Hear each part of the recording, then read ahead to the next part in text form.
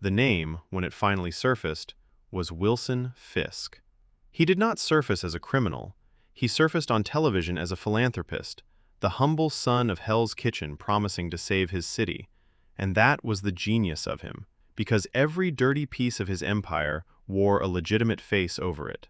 Fisk held an alliance of every criminal appetite in New York, and the law could not touch a man who owned pieces of the police, the press, and the courts.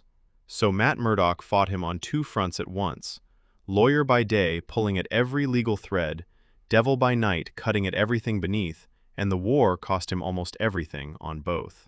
Foggy found out what his best friend was under the mask, and the firm nearly broke over the lie.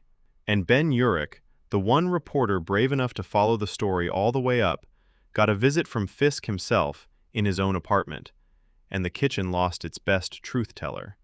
That is who Wilson Fisk was under the philanthropy.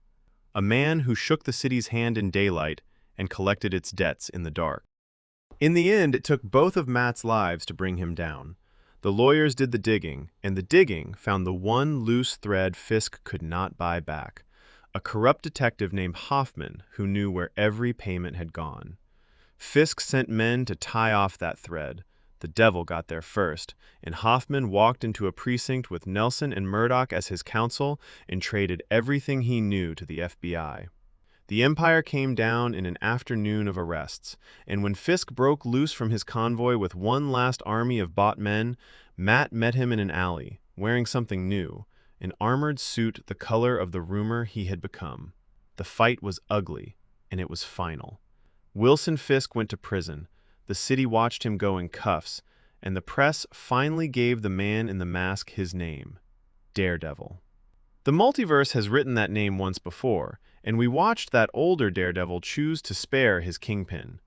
This one sent his away in chains. Karen Page walked out of that war carrying a secret of her own, one this timeline will come back for, and Hell's Kitchen, for the first time since the sky fell on it, belonged to its people and their devil.